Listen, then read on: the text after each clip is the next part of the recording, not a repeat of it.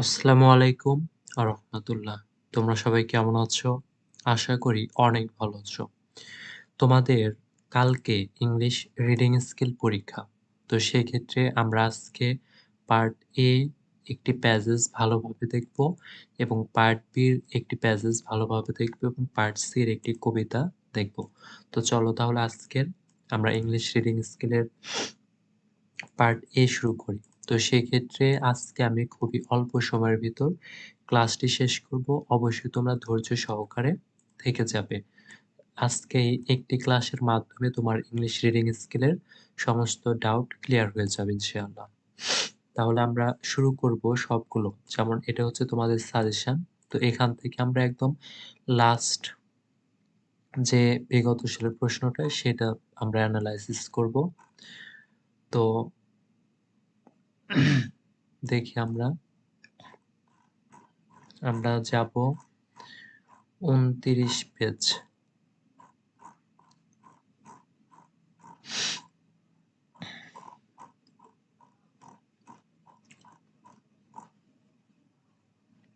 এটা হচ্ছে pages number 10। তো এটি আমরা শুরু করব।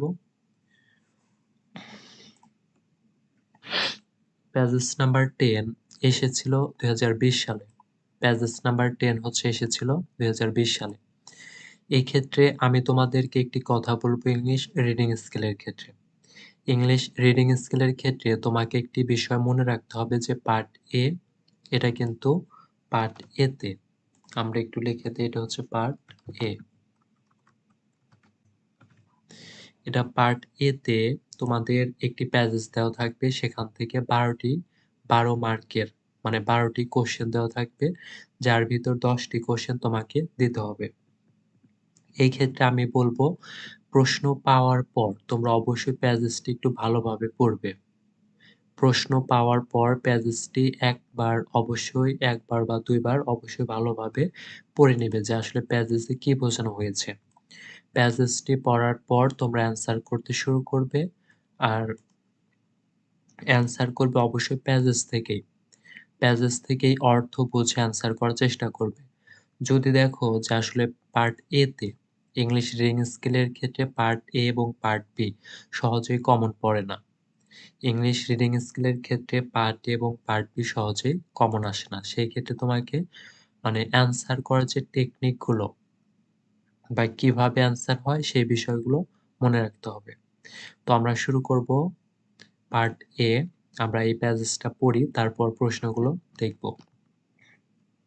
যেমন there is much controversy whether children should be brought up in the village or in the city, যে শিশুদের গ্রামে বা শহরে বড় করা উচিত তা নিয়ে অনেক বিতর্ক রয়েছে। Some people think that young children should be brought up in the village because of good environment. মানে কেউ মনে করেন ভালো পরিবেশ থাকায় ছোট বাচ্চাদের গ্রামে বড় করা উচিত। Meanwhile, some people insist that the city is a better environment for young children as it has good education opportunity. এদিকে কিছু লোক জোর দিয়ে বলেছেন যে শহরটি ছোট বাচ্চাদের জন্য একটি ভালো পরিবেশ কারণ এখানে ভালো শিক্ষার সুযোগ রয়েছে। In my opinion, as each case with many issues, young children in the city or in the village have both negative and positive aspects. আমার মতে অনেক বিষয়ের মতো শহরে বা গ্রামের ছোট বাচ্চাদের নেতিবাচক উভয় দিকই রয়েছে। First of all, it is obvious that children in the village have a healthy living environment. They can breathe fresh air, eat fresh vegetables and study in a tranquil surround. যে প্রথমত এটা স্পষ্ট যে গ্রামের শিশুদের একটি সুস্থ জীবনযাপনের পরিবেশ রয়েছে। তারা তাজা বাতাসে শ্বাস নিতে পারে, তাজা শাকসবজি খেতে পারে এবং একটি শান্ত পরিবেশে পড়াশোনা করতে পারে। On the contrary, pollution in the city has become more and more serious. Children in the city suffer from the noise and polluted air every day. উল্টো নগরীতে দূষণ আরো মারাত্মক আকার ধারণ করেছে। শহরের শিশুরা প্রতিদিনই কোলাহল ও দূষিত বাতাসের শিকার হচ্ছে। Therefore, the children in village are healthier than the children in the city. তাই শহরের শিশুদের তুলনায় গ্রামের শিশুরা স্বাস্থ্যবান। Secondly, the education in the city is apparently better than that of the village. দ্বিতীয়ত শহরের শিক্ষা আপাতদৃষ্টিতে গ্রামের তুলনায় ভালো।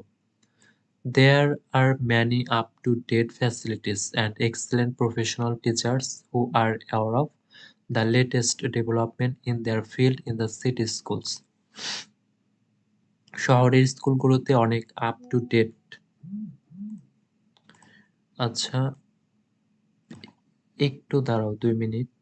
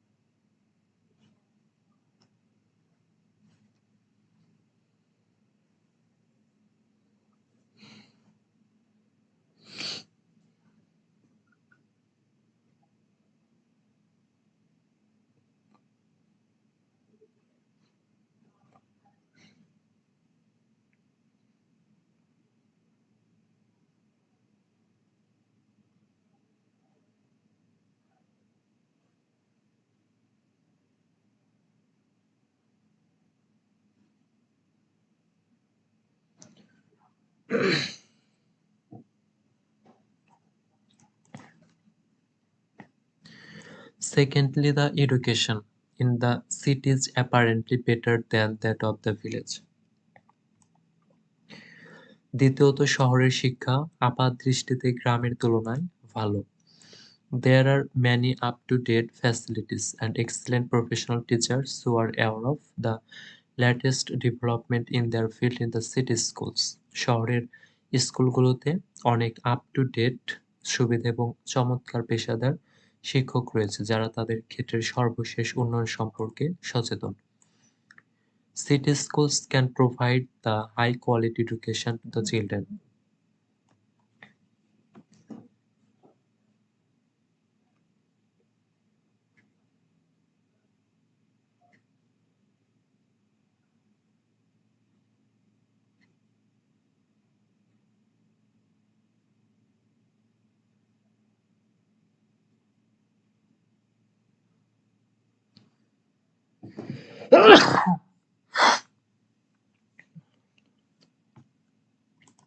Sorry.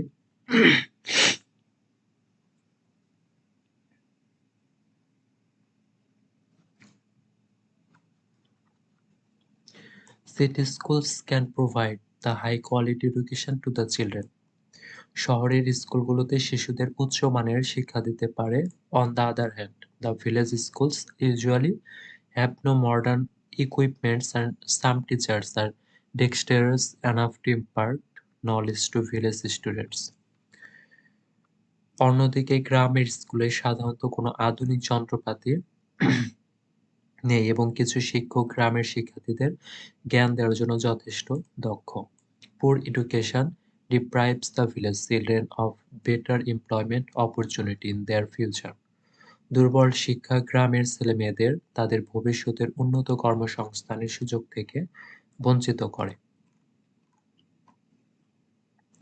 In addition, the children in the city have a colorful spare time while the spare time is quite dull in the village. এছাড়া শহরের শিশুরা রঙিন অবসর সময় কাটালেও গ্রামে অবসর সময় বেশ শ্লান। There are many entertainment facilities such as museum, park, zoo, concert hall, cinema and stadium in the city. শহরে জাদুঘর, পার্ক, চিড়িয়াখানা, কনসার্ট হল, সিনেমা এবং স্টেডিয়ামের মতো অনেক বিনোদন সুবিধা রয়েছে। The children in the city can see movie, visit exhibition, play games and attend concert.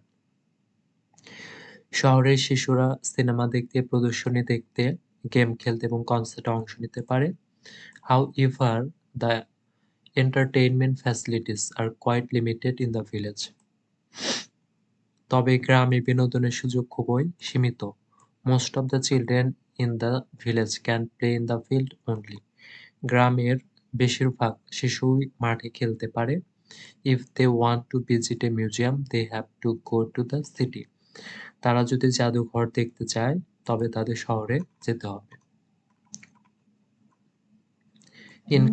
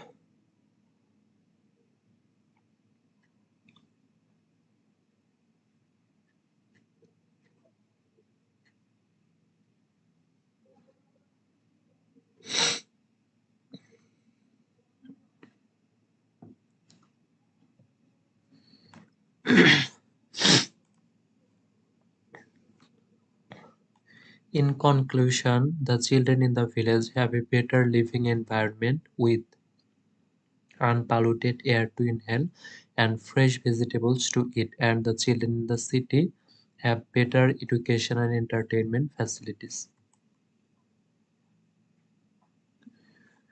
উপসংহারে বলা যায়, গ্রামের শিশুদের জন্য দূষিত বায়ু এবং তাজা শাকসবজি খাওয়ার জন্য উন্নত জীবনযাপনের জীবনযাপনের পরিবেশ রয়েছে এবং শহরের শিশুদের শিক্ষা ও বিনোদনের সুবিধা রয়েছে।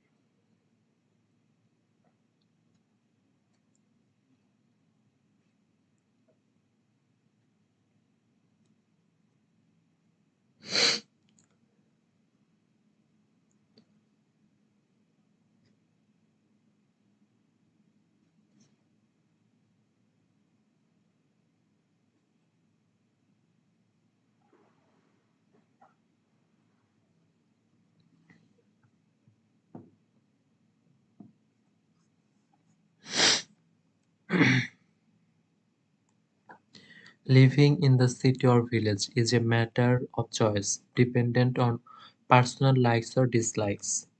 মানে শহরের বা গ্রামে বসবাস করা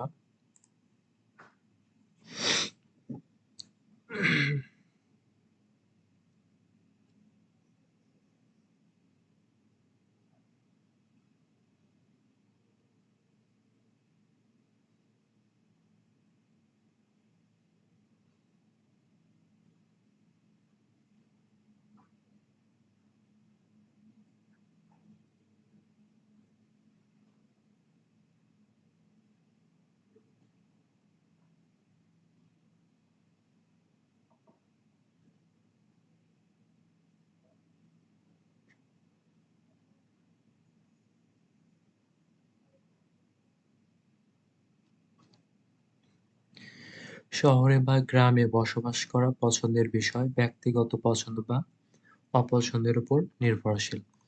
তো আমরা পার্ট এ তে অবশ্যই প্যাসেজটি একটু ভালোভাবে একবার পড়ে নেব। একবার বা দুইবার পড়ে অর্থটা বোঝার চেষ্টা করব। অর্থটা বুঝে তারপর অ্যান্সার করার চেষ্টা করব। দেখো, এখানে আমরা অ্যান্সার দ্য ফলোইং কোয়েশ্চেন। তো আজকে আমি একটু শারীরিকভাবে অসুস্থ, তো দ্রুত ক্লাসটি শেষ করব। তো এ নাম্বার হচ্ছে how is village life for the children. এটা হচ্ছে open ended question. A number, how is village life for the children healthier than the life for them in the city.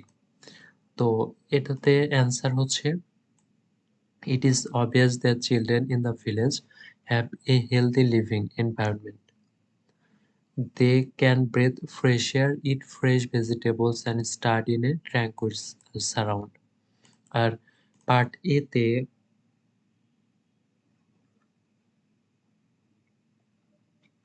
Part A তে যেভাবেই হোক part A তে যেভাবেই হোক তোমরা part A তে যেভাবেই হোক প্যাসেজ থেকে অ্যান্সার করার চেষ্টা করবে, যে এই অ্যান্সারটি কোথায় আছে সেটি অবশ্যই খুঁজে বের করে সেখান থেকে অ্যান্সার করার চেষ্টা করবে। কখনোই কোনো প্রশ্ন ফেলে রেখে আসবে না। B number, why is the urban environment better for study. তো এটার অ্যান্সার হচ্ছে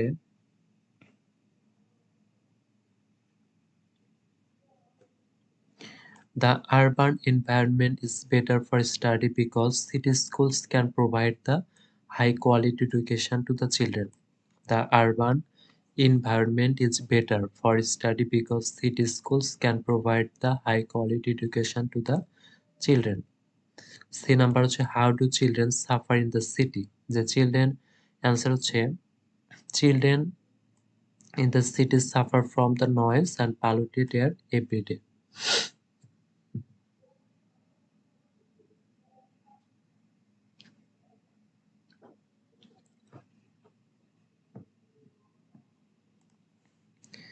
ডি নাম্বার হচ্ছে what deprivation do the village. Children suffer in the old to come due to poor education. যে poor education deprives the village children of better employment opportunity in their future. আর অবশ্যই answer করার চেষ্টা করবে, কখনোই use the following words as directed in your own sentence. যে এখানে opinion রয়েছে, তার পাশে ভার্ব, এটার ভার্ব লিখে তোমার একটি নিজস্ব সেন্টেন্স লিখতে হবে। ওপিনিয়ন এর ভার্ব হচ্ছে ওপিন এবং সেন্টেন্স হচ্ছে the government is worried about public opinion. এইটা দিয়ে তোমার মেইন অর্থটা দিয়ে সেন্টেন্স তৈরি করতে হবে, আর এটির অবশ্যই একটি ভার্ব লিখতে হবে। তারপর এডুকেশনের অ্যাডজেক্টিভ। তো এডুকেশনের অ্যাডজেক্টিভ হচ্ছে এডুকেটেড বা এডুকেশনাল। সেন্টেন্স হচ্ছে we need a well educated work force. তো এইভাবে তোমাদের প্রশ্ন হয়ে থাকে। ডেক্সটারাস এর অ্যান্টোনিম হচ্ছে ক্লামজি। এটার সেন্টেন্স হচ্ছে rats are mentally dexterous and clever. এবং আরেকটা হচ্ছে give the single word that is used in the passage to express each of this meaning. তো লেখা আছে যে এই যে একটি বড় সেন্টেন্স, এই বড় সেন্টেন্সগুলো তোমাকে মানে একদম সংক্ষিপ্ত সেন্টেন্সে রূপান্তর করতে বলছে। তো a public showing of works of art and many more things. তো এটার অ্যান্সার হবে যে এন্টারটেইনমেন্ট, বিনোদন। Appears to be true. তো এটার অ্যান্সার হচ্ছে অবভিয়াস। এবং a discussion marked specially by the expression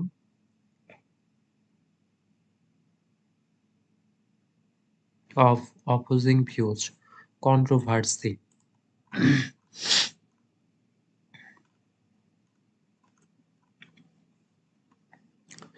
change the following sentence as directed. তো এইগুলো হচ্ছে transformation of sentence. Therefore the children in the village are healthier than the children in the city। তো এটার positive হচ্ছে therefore, যে therefore the children in the city are not so healthy as the children in the village। আরেকটা হচ্ছে city schools can provide the high quality education to the children। তো এটার passive হচ্ছে the high quality education to the children can be provided by city schools। তো এটা হচ্ছে passive বাদ যাবে। তো এই ছিল পার্ট এ। পার্ট এ তে পার্ট এ তে তোমরা অবশ্যই মানে প্যাসেজটা অবশ্যই ২ বার পড়ে ভালোভাবে পড়ে যেভাবে অ্যান্সার আসুক না কেন অ্যান্সার দেওয়ার চেষ্টা করবে অবশ্যই। কখনোই কোনো অ্যান্সার মানে ফেলে আসবে না। এরপর আমরা দেখব হচ্ছে পার্ট বি তে মানে শেষ প্যাসেজটি দেখব পার্ট বি তে। পার্ট বি তে আমরা দেখব হচ্ছে ১০ নাম্বার প্যাসেজটি। একটি প্যাসেজ দেখব এবং কিভাবে উত্তর করতে হয় সে ধারণাগুলো আমরা নেব। তো এই যে হচ্ছে আচ্ছা আমরা দেখব হচ্ছে প্যাসেজ 9। আচ্ছা প্যাসেজ 9 দেখব। Passage 9।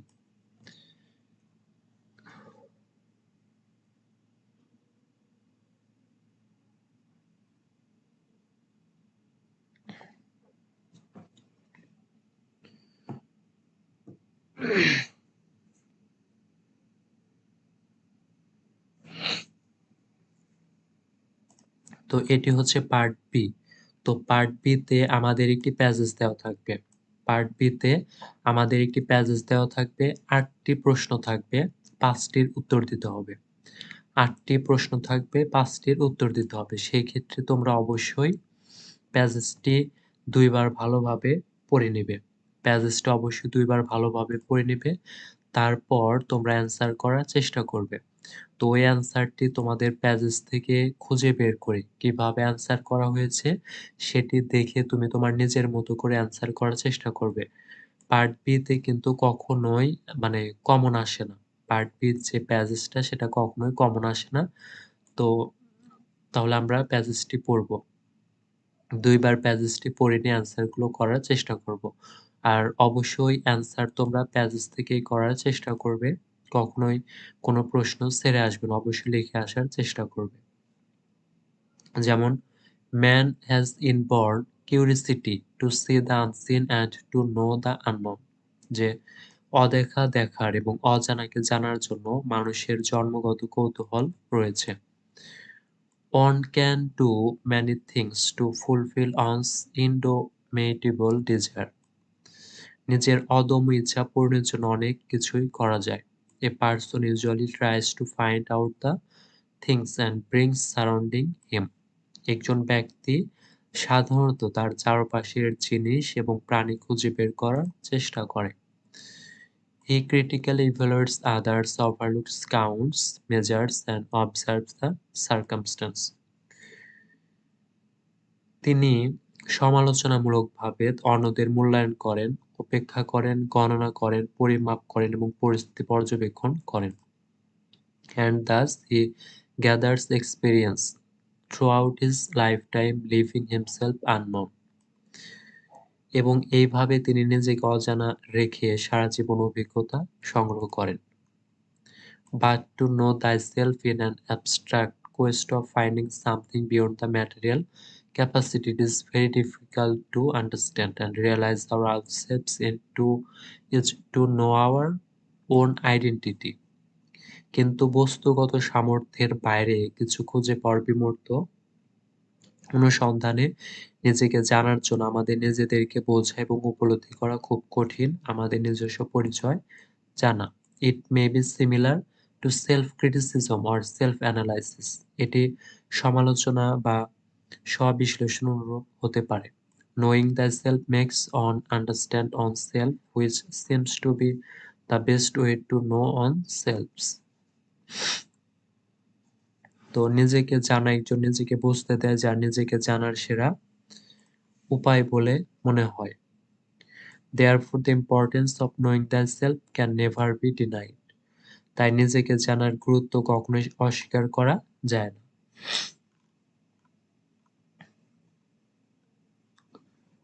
It is undoubtedly important for anyone to identify his or her personality.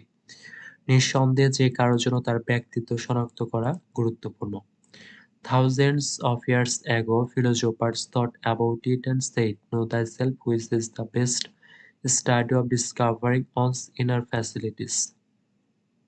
হাজার হাজার বছর আগে দার্শনিকরা এটি সম্পর্কে চিন্তা করেছিলেন এবং বলেছিলেন, নিজেকে জানুন যা নিজের অভ্যন্তরীণ ফ্যাকাল্টিগুলি আবিষ্কার করার সেরা অধ্যয়ন। It appears to be very difficult to find out our limitation. আমাদের সীমাবদ্ধতা খুঁজে বের করা খুব কঠিন বলে মনে হচ্ছে। It is also instructive and constructive for developing oneself. There are many people who find pleasure in backbiting others. এটি নিজের বিকাশের জন্য শিক্ষামূলক এবং গঠনমূলক অনেক লোক আছে যারা অন্তরে গীবত করে আনন্দ পায়। They do not attain themselves, rather they are afraid of self-criticism, lest their faults should be leaked out. তারা নিজেদের সংশোধন করে না, বরং তারা আত্মসমালোচনার ভয় পাচ্ছে যে তাদের দোষগুলি ফাঁস হয়ে যায়। However, knowing thyself is the best way to rectify, to identify the inner man, which is earnestly required to perfect in all respect of life. সর্বোত্তম উপায় মানে যাই হোক, নিজেকে জানা হলো ভেতরের মানুষটিকে চিহ্নিত করার জন্য, সংশোধন করার জন্য সর্বোত্তম উপায়, যা জীবনের সমস্ত ক্ষেত্রে নিখুঁত হওয়ার জন্য আন্তরিকভাবে প্রয়োজন।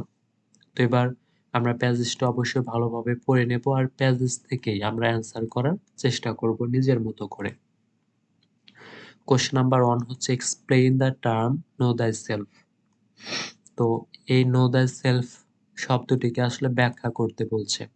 কোশ্চেন নাম্বার 1, তো আমরা অ্যান্সার করব about know thyself. The writer says that it is an abstract quest of finding something beyond the material capacity. It is very difficult to understand and realize our own selves is to know our own identity. নিজেকে জানো সম্পর্কে লেখক বলেছেন যে এটি বস্তুগত সামর্থ্যের বাইরে কিছু খুঁজে পাওয়ার একটি বিমূর্ত অনুসন্ধান। এটিকে বোঝা এবং নিজেকে উপলব্ধি করা খুব কঠিন এবং আমাদের নিজস্ব পরিচয় জানাটা অনেক কঠিন হয়ে পড়ে। It may be similar to self-criticism or self-analysis. এটি স্ব-সমালোচনা বা স্ব-বিশ্লেষণের অনুরূপ হতে পারে। Knowing thyself makes one understand oneself, which seems to be the best way to know oneself. নিজেকে জানা একজন নিজেকে বুঝতে দেয় যা নিজেকে জানার সেরা উপায় বলে মনে হয়। কোশ্চেন নাম্বার 2 হচ্ছে what is the main idea and what are the supporting ideas of pages. তো এটার অ্যান্সার হচ্ছে the main idea of this pages is know thyself. তো আরেকটি কথা, তোমরা কখনোই পার্ট বি তে মানে প্রশ্ন রেখে আসার চেষ্টা করবে, অবশ্যই লিখে আসার চেষ্টা করবে, মানে প্রশ্নটা দেখে এই প্রশ্নটি পেজেস থেকে খুঁজে বের করে তোমরা লিখে আসার চেষ্টা করবে। তো পার্ট বি তে কিন্তু কখনোই পেজেস আসলে মানে কমন পড়েই না, বলতে গেলে কমন পড়ে না। The main idea of this pages is know thyself. এই অনুচ্ছেদের মূল ধারণা হচ্ছে নিজেকে জানা। The supporting ideas are to describe the idea of knowing thyself and to show the importance of it in real life. সমর্থনকারী ধারণাগুলি হলো নিজেকে জানা এবং বাস্তব জীবনের গুরুত্ব দেখানোর ধারণাটি বর্ণনা করা। কোয়েশ্চেন নাম্বার 3 হচ্ছে write a summary of the passage. তো এটি কিন্তু ২০২০ সালে এসেছিল। তো এটার অ্যান্সার হচ্ছে man has an indomitable desire to see the unseen and to know the unknown. মানুষের অদেখা দেখার এবং অজানাকে জানার অদম্য ইচ্ছা রয়েছে। So he critically examines other things and beings around him. সুতরাং তিনি সমালোচনামূলকভাবে তার আশেপাশের অন্যান্য জিনিস এবং প্রাণীকে পরীক্ষা করেন। Thus he gathers experience throughout his life. এভাবে তিনি সারা জীবনের অভিজ্ঞতা সংগ্রহ করেন। But he knows only little about him. কিন্তু সে তার সম্পর্কে সামান্যই জানে। Understanding oneself is the best way to develop one's personality. নিজের ব্যক্তিত্ব বিকাশের সর্বোত্তম উপায় হলো নিজেকে বোঝা। Philosophers agreed that knowing thyself is the best study of discovering one's inner facilities. দার্শনিকরা সম্মত হয়েছেন যে নিজেকে জানা হলো নিজের অভ্যন্তরীণ অনুষদগুলি আবিষ্কার করার সেরা অধ্যায়। We should avoid finding faults of others and rectify our faults to be perfect in all respects of life. আমাদের উচিত অন্যের দোষ খুঁজে এড়িয়ে চলা, বরং জীবনের সব ক্ষেত্রে নিখুঁত হওয়ার জন্য আমাদের দোষগুলো সংশোধন করা। নাম্বার 4 হচ্ছে what is the writer's attitude in this passage. এই প্যাসেজে আসলে রাইটারের মনোভাবটা কি?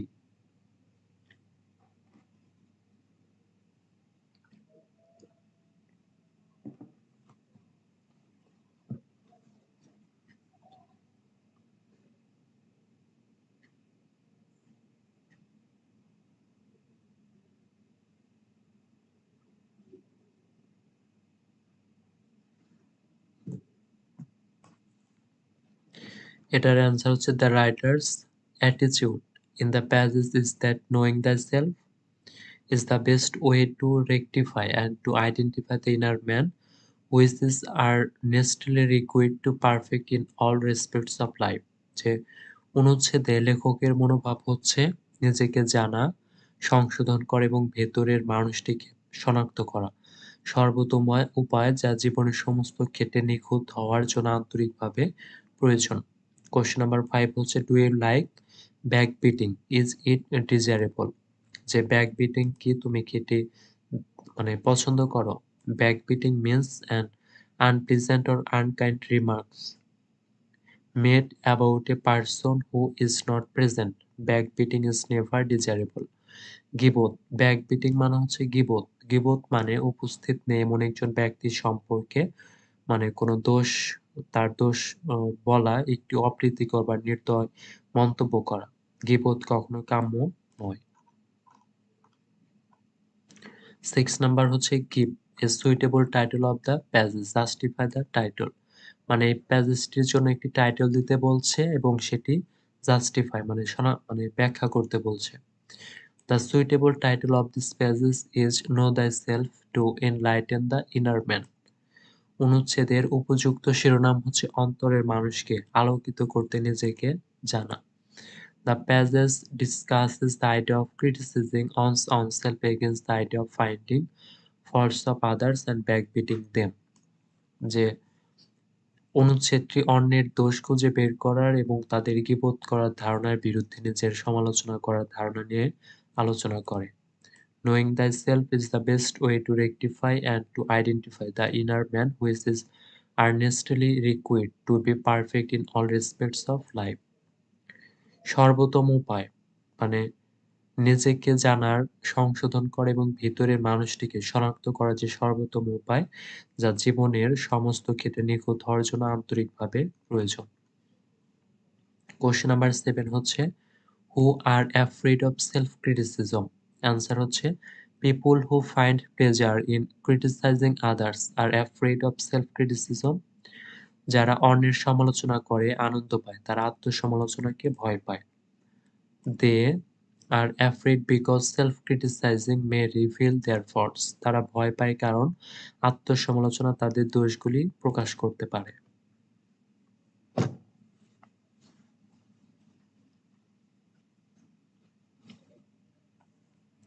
কোশ্চেন নাম্বার 8 হচ্ছে হোয়াট ডিড দ্য ফিলোসোফার্স ডু, মানে দার্শনিকরা কি করে? Thousands of years ago, philosophers thought about the importance of identify one's own personality and said, know thyself, which is the best study of discovering one's limitless resource। যে হাজার হাজার বছর আগে দার্শনিকরা নিজের ব্যক্তিত্বকে চিহ্নিত করার গুরুত্ব সম্পর্কে চিন্তা করেছিলেন এবং বলেছিলেন, নিজেকে জানুন, যা একজনের সীমাহীন রসের উৎস আবিষ্কারের সেরা অধ্যায়। তো এ ছিল আমাদের প্যাজেস পার্ট বি। আর পার্ট বির ক্ষেত্রে আমি একটি কথাই বলবো যে পার্ট বির যে প্যাজেসটি সেটি ভালোভাবে অবশ্যই ২ বার পড়ে নিয়ে অ্যান্সার করার চেষ্টা করবে। আর এটি অবশ্যই প্যাজেস থেকে অ্যান্সার করার চেষ্টা করবে। এবার আমরা যাবো পার্ট সি তে।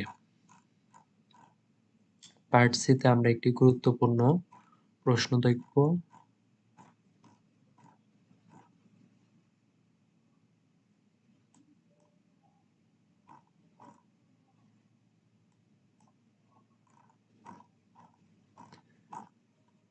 পার্ট সি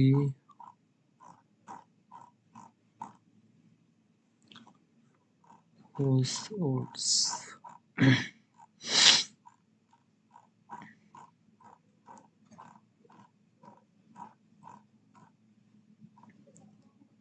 এইটি আজকে আমরা দেখব পোয়েম 3। আজকে দেখব হচ্ছে poem how do I love the let me count the ways. তো এই কবিতাটি আমরা আজকে দেখব পার্ট সি। এটা হচ্ছে পার্ট সি পোয়েম 3 থেকে আমরা দেখছি, যেটি এসেছিল 2012 সালে। এখন আমরা এই how do I love the Elizabeth Barrett Browning এর এই কবিতাটি দেখব। এটি তোমাদের জন্য অনেক ইম্পর্টেন্ট একটি কবিতা।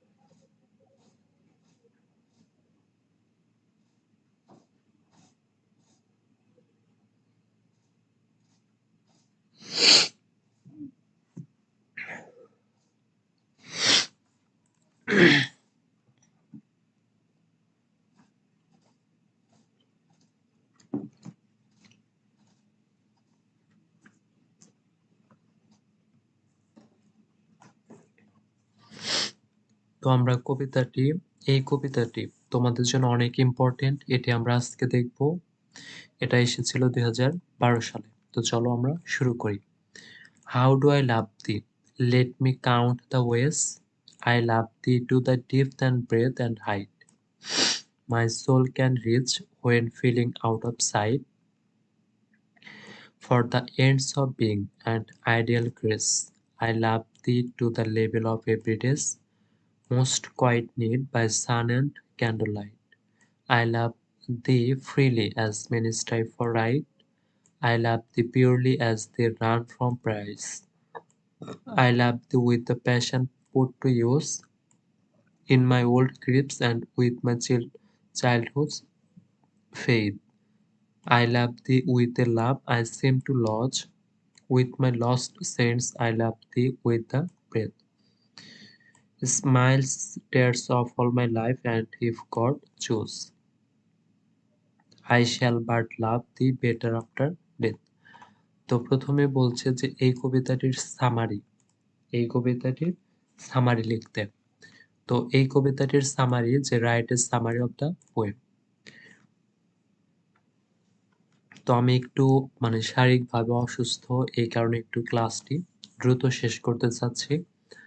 আর যেহেতু তোমাদের কালকে পরীক্ষা, তোমরা পড়তে বসবে, তো অলরেডি অনেক রাত হয়ে গেছে। দ্রুত সময়ের ভিতর আমি ক্লাসটি শেষ করব। শুধুমাত্র আমি ইংরেজি পড়িয়ে দিচ্ছি, তোমরা একটু বাংলাটা এখান থেকে দেখে নেবে। যে love is the name of tender feeling and a feeling of soul for another that the poet feels. It cannot be measured by any worldly equilibrium or earthly balance or dimension. The speaker asks how she loves her beloved and tries to list the different ways in which she loves him. This sonnet expresses the poet's intense love for her husband. So intense is her love for him, she says, that it rises to the spiritual level. Lines 3 and 4. She loves him freely without coercion. She loves him purely without expectation of personal gain. She even loves him with an intensity of the suffering passion. Line 9. Resembling that of Christ on the cross, and she loves him in the way that she loved saints as a child. Moreover, she expects to continue to love him after death. আর তোমাদের জন্য part C নিয়ে একটি কথা হচ্ছে, তোমরা part C এর যে যে প্রশ্ন যে কবিতাটি আসুক না কেন তোমরা ঘাবড়াবে না। যদি আনকমনও পোয়েম থাকে সেই ক্ষেত্রে তোমার যদি ওই পোয়েম সম্পর্কে কোনো কিছু জানাও না থাকে, তুমি অবশ্যই তোমার নিজের মতো করে অ্যান্সার করার চেষ্টা করবে। তুমি তোমার নিজের মতো করে অ্যান্সার করার চেষ্টা করবে। অবশ্যই কবিতাটি একটু ভালোভাবে পড়লেই তুমি তার অনুভবটা নিতে পারবে। তুমি তার সামারিটা বুঝতে পারবে যে কবিতাটি কি নিয়ে বলা হয়েছে। তো সেই অনুযায়ী তুমি ৫টি প্রশ্নের উত্তর করবে। তো তোমাদের যে স্ক্যানশন রয়েছে, তোমরা স্ক্যানশন লিখবে যেগুলো সহজ স্ক্যানশন থাকে, তারপর হচ্ছে ফিগার অফ স্পিচ থাকে, তো অথর্স পজিশন থাকে, এগুলো লেখা কিন্তু একটি কবিতা থেকে খুবই সহজ। এই ক্ষেত্রে আমি বলবো পার্ট সি তে তোমরা প্রশ্ন পেয়ে কখনোই ঘাবড়াবে না। যদি আনকমন কবিতাও থাকে তোমরা সেটি তোমাদের নিয়ম মতো করে সেটি লেখার চেষ্টা করবে। তো এই যে এখানে দেওয়া আছে যে লাভ, প্রেম হলো কোমল অনুভূতি এবং অন্যের জন্য আত্মার অনুভূতি যা কবি অনুভব করেন। এটা কোনো জাগতিক ভারসাম্য বা পার্থিব ভারসাম্য বা মাত্রা দ্বারা পরিমাপ করা যায় না। স্পিকার জিজ্ঞাসা করে কিভাবে সে তার প্রিয়জনকে ভালোবাসে এবং বিভিন্ন উপায়ে সে তাকে ভালোবাসে তার তালিকা করার চেষ্টা করে। এই সনেট স্বামীর প্রতি কবির তীব্র ভালোবাসা প্রকাশ করে। সুতরাং তার প্রতি তার ভালোবাসা তীব্র। তিনি বলেন এটি আধ্যাত্মিক স্তরে ৩ এবং ৪ লাইন বেড়ে যায়। সে তাকে অবাধে ভালোবাসে জবরদস্তি ছাড়াই। তিনি ব্যক্তিগত লাভের প্রত্যাশা ছাড়াই তাকে বিশুদ্ধভাবে ভালোবাসেন। এমনকি তিনি তাকে ক্রুশে থাকা খ্রিস্টের মতো যন্ত্রণার তীব্রতার সাথে ভালোবাসেন এবং তিনি তাকে সেইভাবে ভালোবাসেন যেভাবে তিনি শিশু হিসাবে সাধুদের ভালোবাসতেন। তদুপরি তিনি মৃত্যুর পরেও তাকে ভালোবাসা অব্যাহত রাখবেন বলে আশা করেন।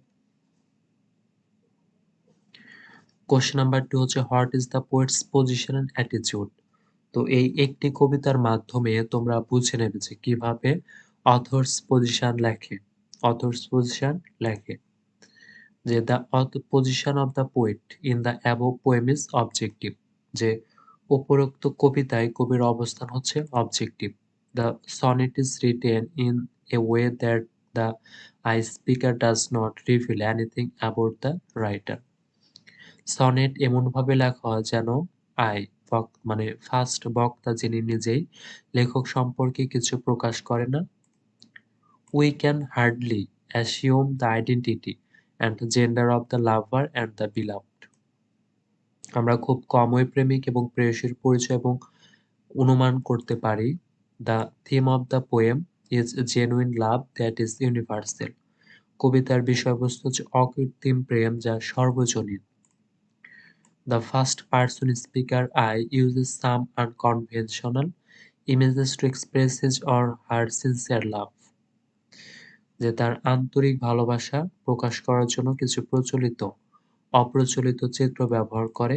The speaker elucidates that his or her love is spiritual and immeasurable. যে বক্তা ব্যাখ্যা করেন যে তার প্রেম আধ্যাত্মিক এবং অপরিমেয়। The speaker's love is unconventional, blend with abstract and concrete images. স্পিকারের ভালোবাসা হচ্ছে অপ্রচলিত, বিমূর্ত এবং কংক্রিট চিত্রগুলির সাথে মিশ্রিত। This type of love is applicable for all irrespective of gender and speech. এই ধরনের প্রেম হচ্ছে স্থান এবং নির্বিশেষে সকলের জন্য প্রযোজ্য। So the poem is objective. তাই এই কবিতাটি হচ্ছে অবজেক্টিভ। তো আমরা আরো কিছু লিখতে পারি যে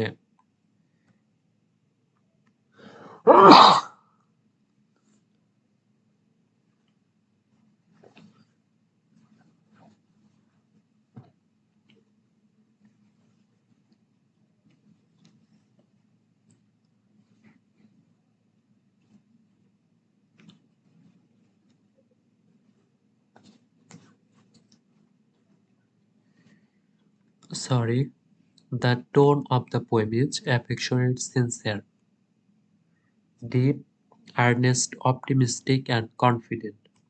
কবিতার সুর স্নেহময়, আন্তরিক, গভীর, আন্তরিক, আশাবাদী এবং আত্মবিশ্বাসী।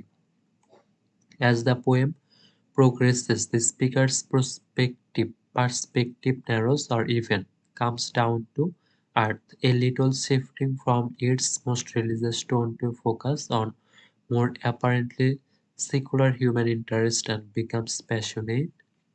যে কবিতাটি অগ্রসর হওয়ার সাথে সাথে বক্তার দৃষ্টিভঙ্গি সংকুচিত হয় বা এমনকি পৃথিবীতে নেমে আসে তার সবচেয়ে ধর্মীয় স্বর থেকে আপাতদৃষ্টিতে ধর্মনিরপেক্ষ মানব স্বার্থের দিকে মনোনিবেশ করে এবং আবেগপ্রবণ হয়ে ওঠে।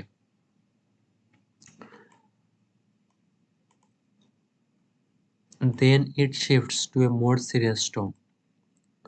তারপর এটি আরো গুরুতর সুরে স্থানান্তরিত হয়। She shows the aggressive determination to love her beloved more passionately in the next world. তিনি পরবর্তী পৃথিবীতে তার প্রিয়জনকে আরো আবেগের সাথে ভালোবাসার আক্রমণাত্মক সংকল্প দেখান। তো এবার হচ্ছে আমরা দেখছি question 3 G scan the poem. Scan the poem এটি কিন্তু খুবই সহজ। তোমরা যারা এই স্ক্যানশন পারো না অবশ্যই ইউটিউবে সার্চ দিয়ে তোমরা আমার চ্যানেলেই স্ক্যানশনের একটি ভিডিও পেয়ে যাবে, সেখান থেকে দেখে নিও। যে ২টা সিলেবল মানে ২টা সিলেবল বাদে বাদে স্ক্যানশনের হচ্ছে ২টা সিলেবল বাদে বাদে তোমাকে যে এই চিহ্নটা দিতে হবে, যে খারাজি স্ল্যাশের মতো এই চিহ্নটা দিতে হবে এবং আনস্ট্রেস এবং স্ট্রেস বুঝে তারপর তার উপর এই যে এই চিহ্নগুলা বসিয়ে দিতে হবে। তো আমরা শুধুমাত্র জাস্ট একটু দেখি, তো এখন তো সবকিছু আসলে বোঝানো সম্ভব না। যে how do I love thee, let me count the ways. I love thee to the depth and breadth and height. My soul can reach, will feel, in out of sight. দেখো কোথায় কোথায় মানে সিলেবল ভাঙা হয়েছে। স্ক্যানশন মানে হচ্ছে syllable ভাঙা। আর কোনটা স্ট্রেস এবং কোনটা হচ্ছে আনস্ট্রেস সেটি দেখা। তো এইভাবে তোমরা এটি দেখে নেব। তো এটার প্রস্তুতিক নেম হচ্ছে the sonnet is written in iambic pentameter lines, যে সনেট হচ্ছে আইএমপিক পেন্টামিটার লাইনে লেখা হয়েছে। There is no variation here, এখানে একটি ভিন্নতা রয়েছে। The fifth line is hypermetrical, যে পঞ্চম লাইনটি হচ্ছে হাইপারমেট্রিক্যাল।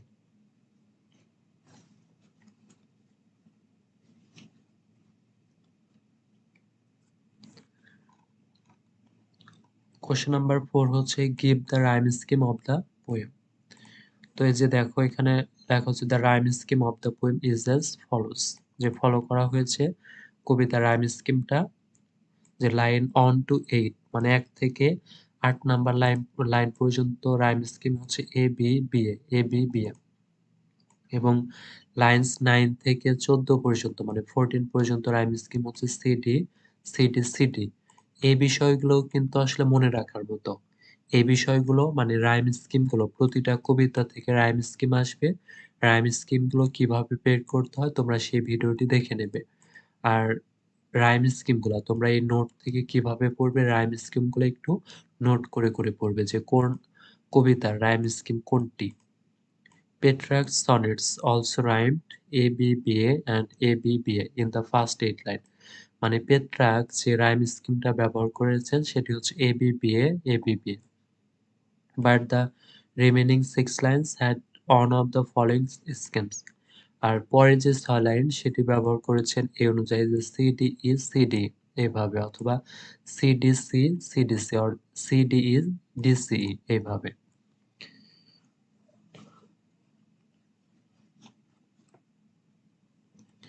The first 8 lines of a Petrarch sonnet are called on an octave. The remaining 6 lines are called a sestet.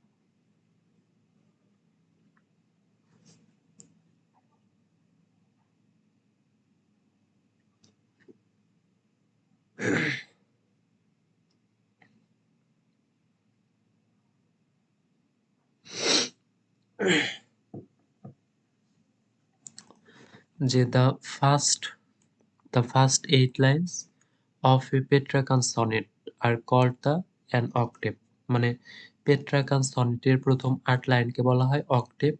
The remaining 6 lines are called a sestet, এবং শেষের 6 লাইনকে বলা হয় হচ্ছে সিস্টেট।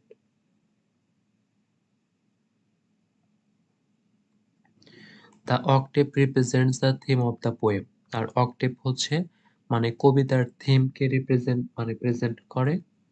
আর sestet offers a solution if there is a problem.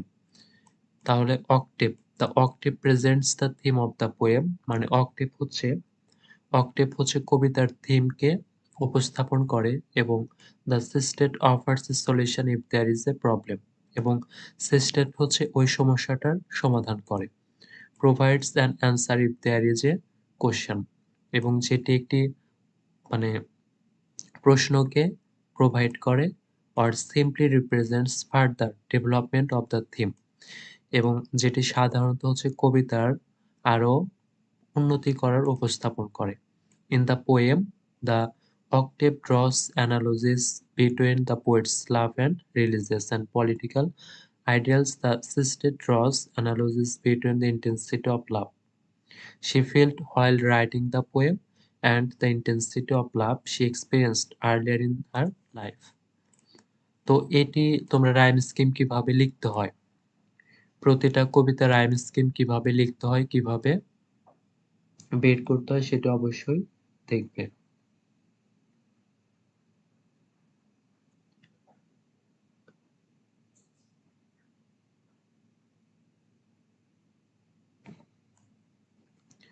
তোমরা একটু মনে রাখবে যে কিভাবে রাইম স্কিমটা বের করতে হয়, তাহলে তোমরা যেকোনো কবিতার রাইম স্কিমটা দেখতে পারবে। যেকোনো কবিতার রাইম স্কিমটা তোমরা বের করতে পারবে। তো এবার হচ্ছে কোয়েশ্চেন নাম্বার 5, যে evaluate how to poet counts her love to her beloved in the poem. তো এই অ্যান্সার গুলা তোমরা একটু দেখে নিও এখান থেকে।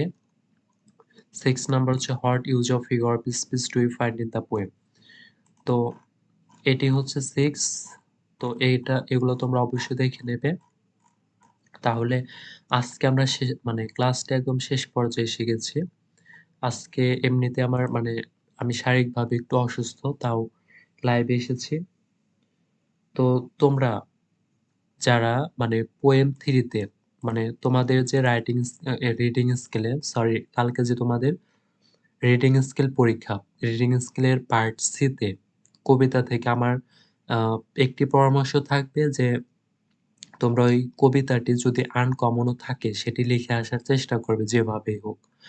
আনকমনও যদি থাকে কিভাবে রাইম স্কিম লিখবে সেগুলো লিখবে। তারপর ফিগার অফ স্পিচ লিখবে। তারপরে কিভাবে আ স্ক্যানশন করতে হয় স্ক্যানশন লিখবে এবং অথরস পজিশন তো একদম ইজি সেগুলো লিখবে। ৮ টি প্রশ্ন থাকবে, ৫ টির উত্তর দিতে হয় ৫০।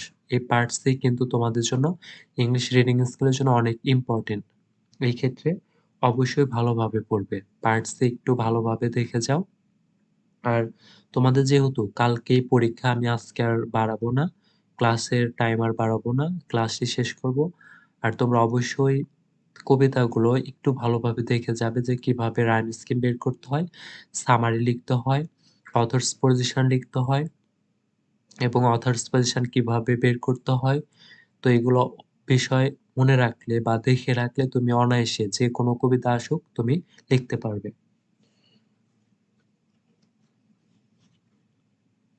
আসলে পার্ট সি তে মানে কমনও থাকে আবার আনকমনও থাকে। আর তোমাদের পার্ট এ, পার্ট বি কিন্তু সবসময় আনকমন থাকে। পার্ট এ, পার্ট বি কখনোই কিন্তু কমন পড়ে না। সেই ক্ষেত্রে পার্ট এ, পার্ট বির জন্য পার্ট এ, পার্ট বির জন্য তোমরা সেক্ষেত্রে পার্ট এবং পার্ট বির জন্য কিভাবে অ্যান্সার লিখতে হয় সেগুলো অবশ্যই একটু টেকনিক গুলো জেনে যাবে, বা তুমি যদি বোর্ড কোয়েশ্চেন গুলো সলভ করো তাহলে তুমি বুঝতে পারবে।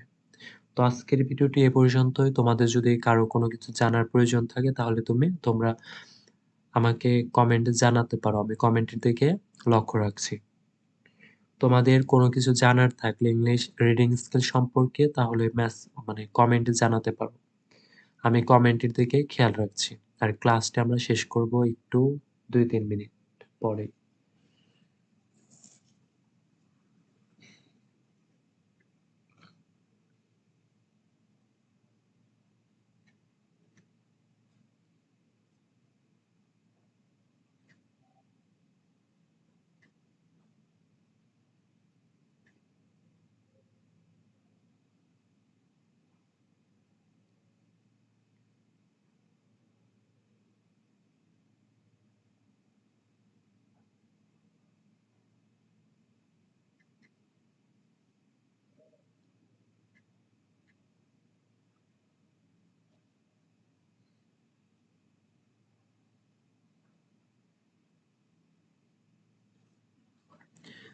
তো তোমরা সবাই ভালো থাকবে। আসসালামু আলাইকুম ওয়া রাহমাতুল্লাহ।